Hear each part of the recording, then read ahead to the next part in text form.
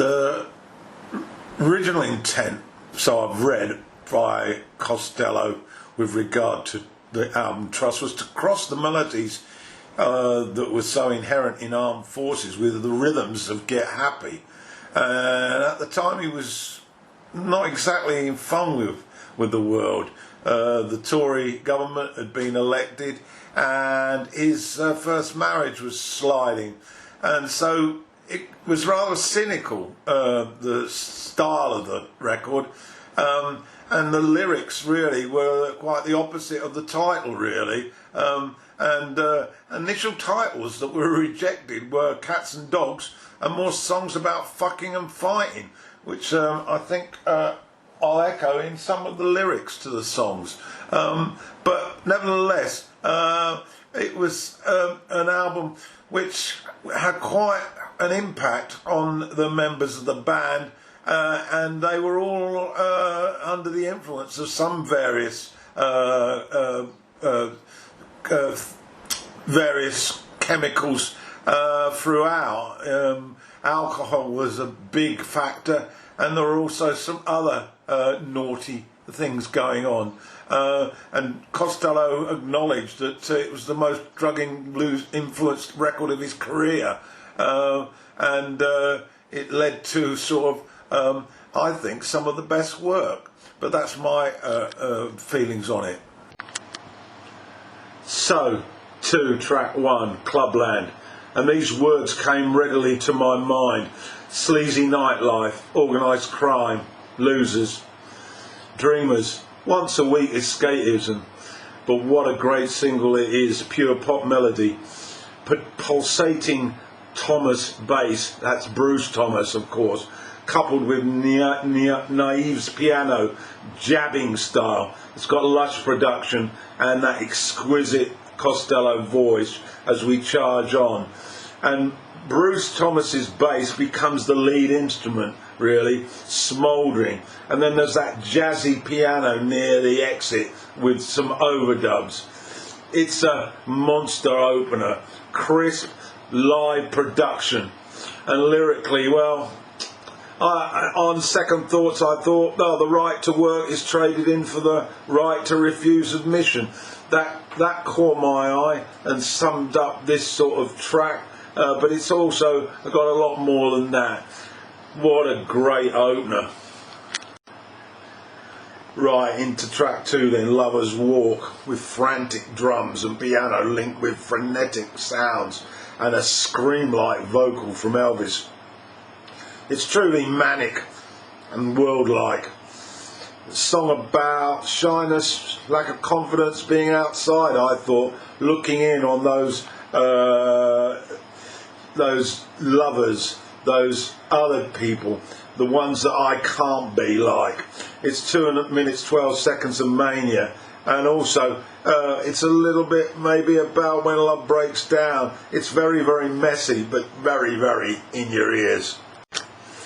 Track 3 then, and possibly the best on the album, You'll Never Be a Man.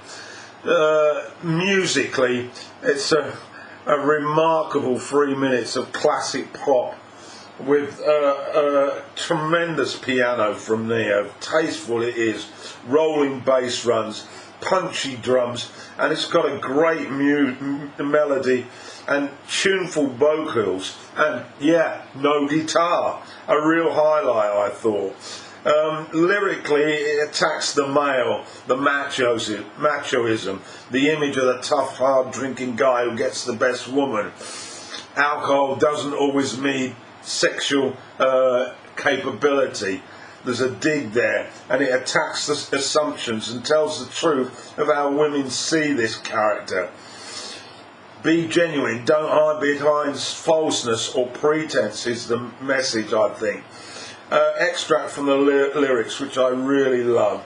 When you're half a woman and you're half awake, with a face full of tears and a chemical shake. Wow, brilliant. Pretty Words is up next. Soul pop from the Get Happy sessions, certainly. It dances through with piano and bass in unison. It's a really nice, and it also has adding touches of organ as well. It's simple, it's easy on the ear, and with those vocals soaring. Strange harmonies though, I thought, more like noises. But I guess that the three guys are not that good at singing. Lyrically, another song I think that tells of violence being used to get the girl. And this classic lyric, "You're loosening all the screws that hold the hinges of my life." Well, does he write some stuff, this boy, Elvis Costello. Track 5, Strict Time. It's got a nice catchy rhythm guitar introduction, neat funky rhythm. It's got a barroom piano roll with it, and with that whooping bass. Again, weak harmonies, but EC recovers, making up with his aggressive vocals. He has that 50s sort of bop style, I felt, on this track. And to catch a little bit of the lyrics, I think this song is about prostitution, but I'm not too sure. It has references though to females being disinterested, and very much about the clock, of course. So I think it's definitely a reflection in that area.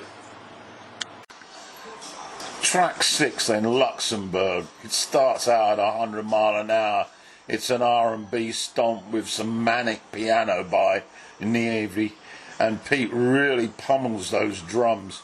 It's 2 minutes of knockout rhythmic rock, and the raucous finish with soaring vocals from Elvis. It echoes of Presley's rock and roll, maybe retro even.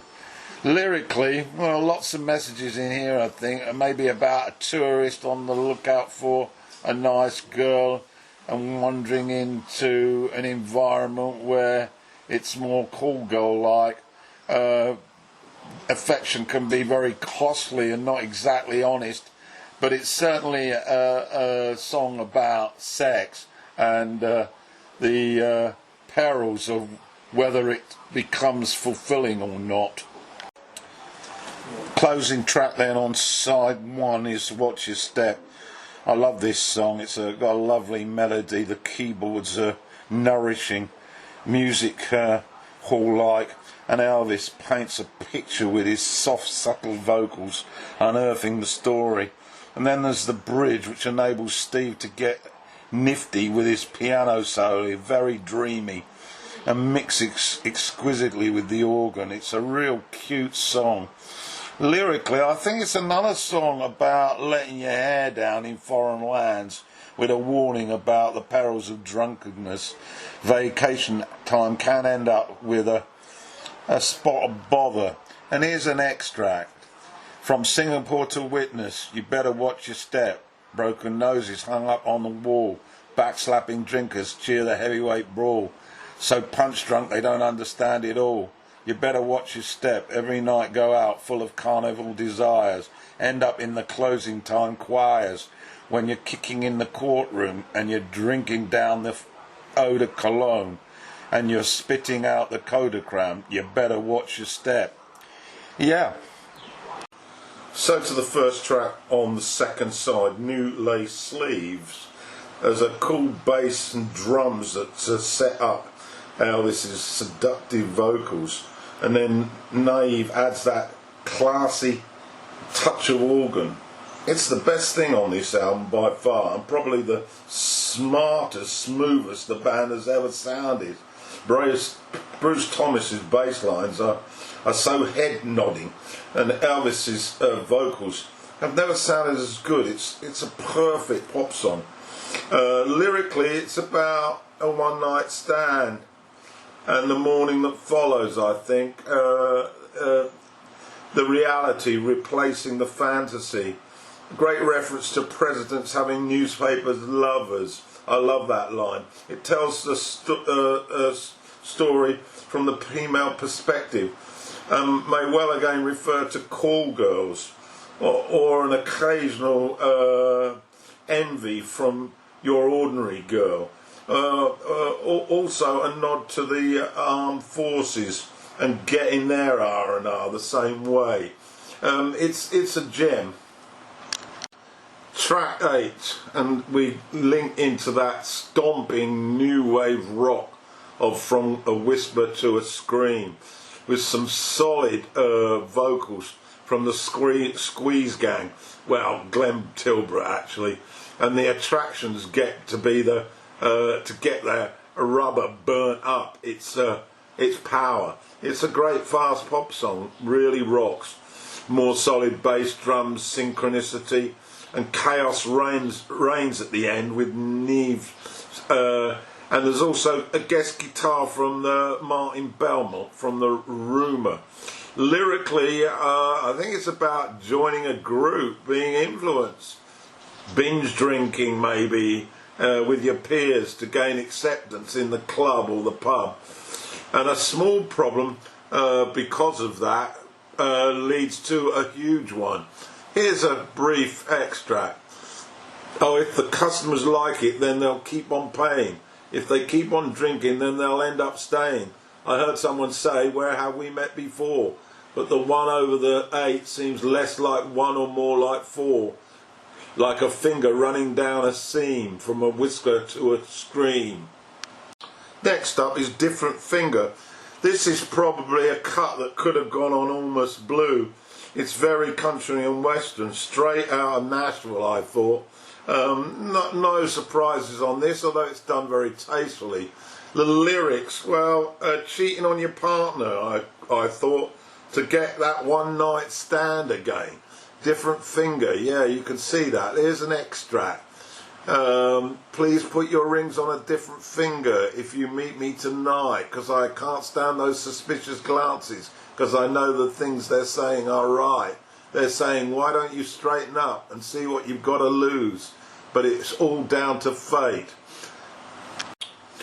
White Knuckles, well, it's a punk stomp with attitude in abundance.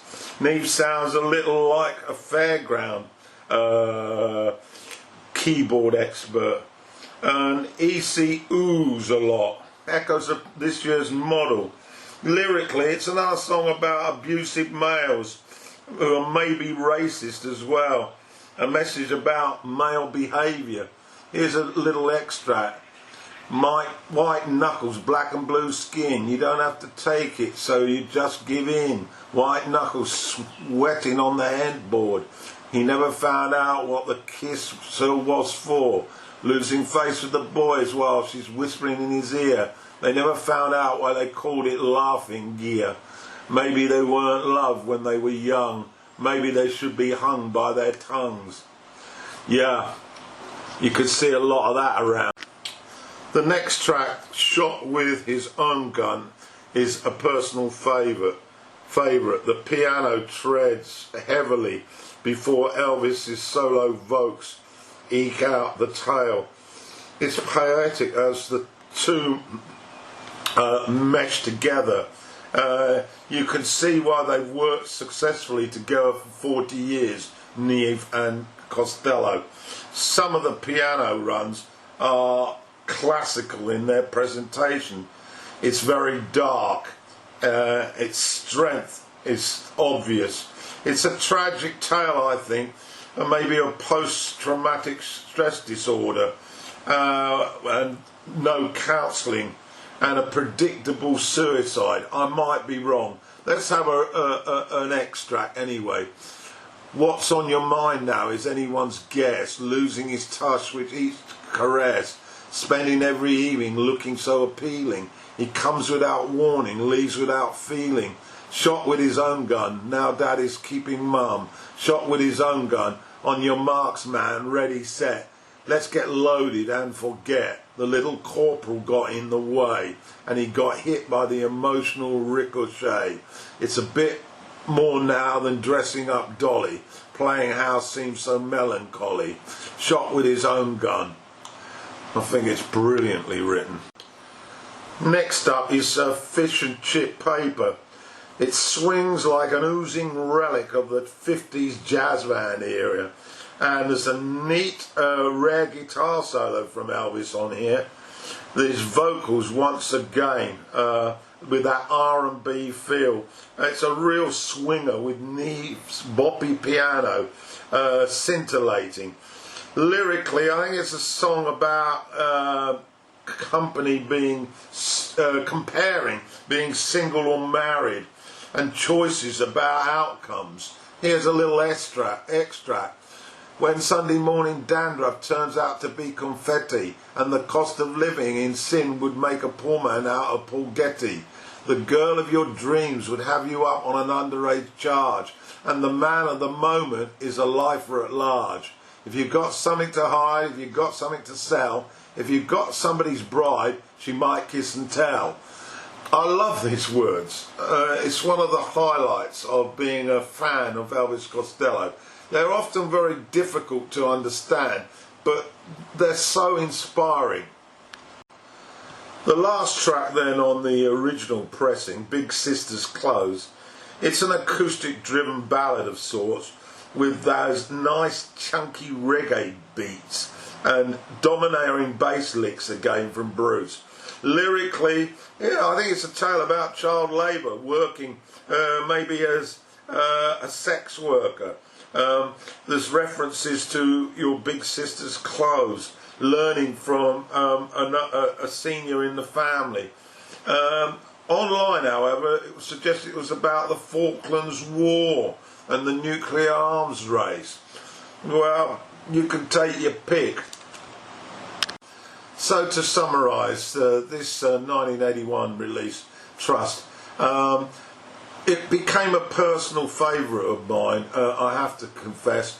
A lot of it connected with possibly 4 tracks, Clubland, You'll Never Be Like a Man, and of course You'll Never Be a Man, and Watch Your Step, New Year Lace Sleeves.